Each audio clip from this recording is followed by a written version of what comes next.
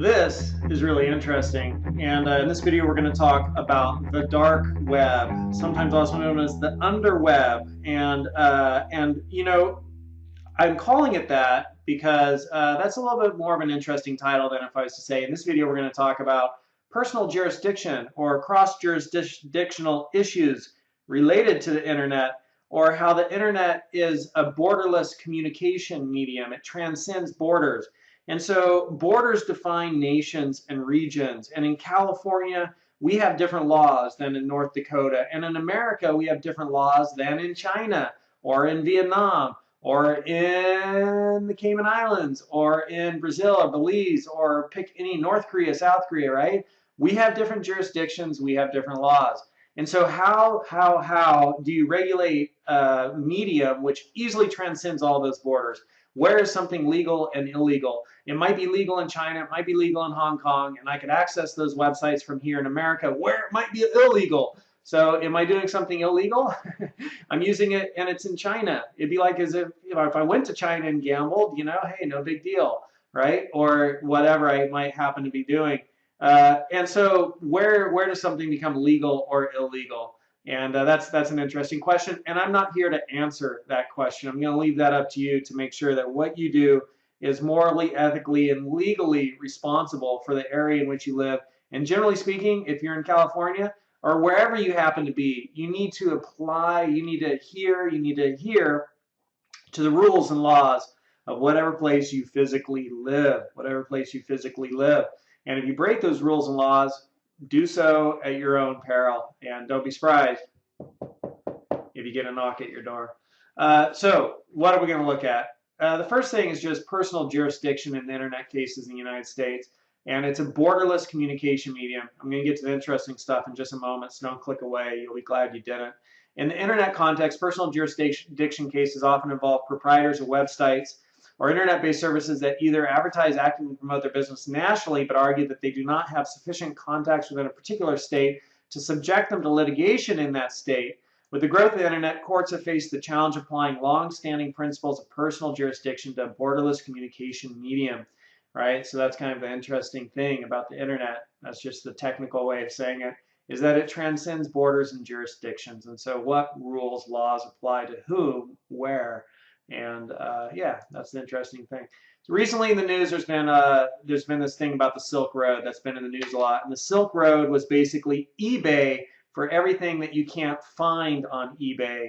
Want to get some surface-to-air missiles? You can find it on Silk Road. Want to get some cocaine? Want to get a little weed? Want to get some hash? You can find it on Silk Road. Want to hire a hitman to take somebody out? You can find it on Silk Road, right? But the guy who was running this was not as crafty. Some guy by the name of Dread Pirate, that's what he went by. He was not as crafty and slick as he thought he was.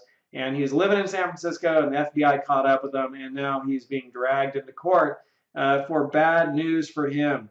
And as it should be, because he was running a business where he was also taking hits out on people that he didn't like, and actually arranged for one hit where pictures were sent back to him of the person he wanted dead being tortured, and then a picture of the person dead.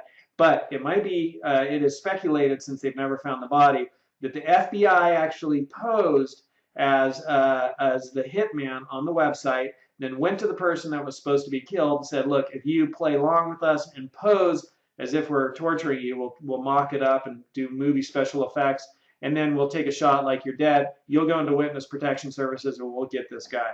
And so there's some speculation that's what happened. But Silk Road has gone bye-bye.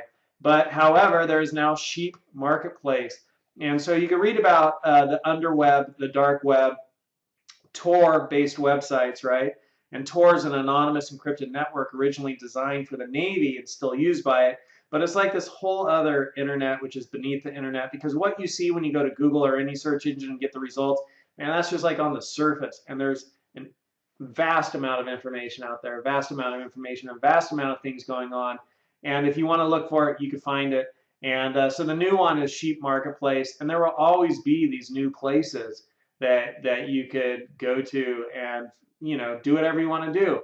And it might be that, oh yeah, I'm going to buy some heroin from somebody in Singapore, and they're going to mail it to me. And maybe the postman will show up with the FBI, or maybe it will just show up right? Only at the postman. Here's your package from Singapore.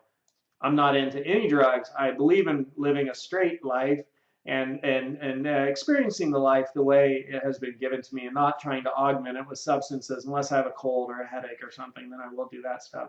But I'm just kind of pointing out what is out there.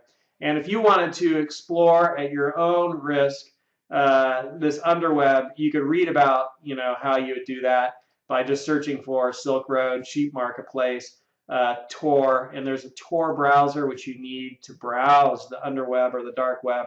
So you have to go download the Tor browser. If you do this, I highly recommend that you use a machine that you do not care if it gets viruses and crap on it, and you keep nothing sensitive on that machine, right? So that you can reformat that hard drive, put on a new operating system, because you're starting to go into the dark alleys of the internet where shady characters abide, and they might infect your computer with viruses that will start monitoring you and grabbing your sensitive personal information if you aren't careful. So use a junky laptop or a computer where you don't store anything sensitive on it, and you can also later put on a new OS. All right, so that's an interesting thing about the internet, just from a social standpoint, that it transcends borders, that it is this borderless communication medium that transcends legal jurisdictions, and that you could find things that might be legal in one country and illegal in another. You could access that anywhere if you know how to get to it, and that there are people out there very anonymously doing things that are illegal pretty much everywhere, and that it's all out there. It's all out there. It is all out there, man, just like the X-Files. So the main thing to take away from this video is this idea that the internet transcends jurisdictions, and that there's legal, interesting social implications for all of that.